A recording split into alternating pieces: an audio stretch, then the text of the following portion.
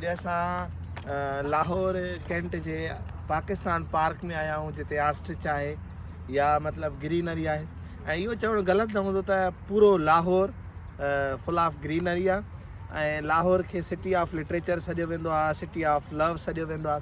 So lots of love for Lahore. ॾाढो असां एंजॉय कयूं पिया। तव्हां बि ॾिसो असां सां गॾु अचो। सनसेट ऐं ग्रीनरी इन्हनि जो पाण में ॾाढो ज़बरदस्त रिलेशन आहे और हमेशह जॾहिं इहे ॿई शयूं मिलंदियूं आहिनि, हिकु पाणी सनसेट या ग्रीनरी सनसेट, त ॾाढो अमेज़िंग हिकिड़ो लुक क्रिएट थींदो आहे। सो मुंहिंजे पोयां तव्हां ॾिसो था त इहो ई लुक तव्हांखे नज़र ईंदो हूंदो। ॾाढो ख़ूबसूरत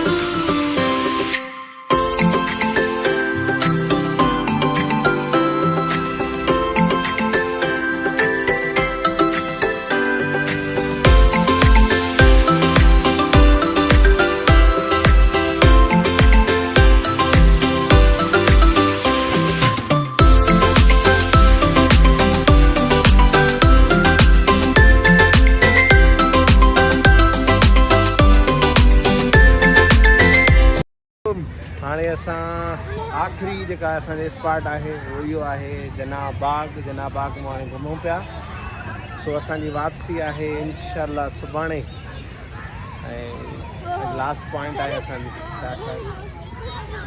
Hello guys, welcome to our vlog. Welcome to my YouTube channel.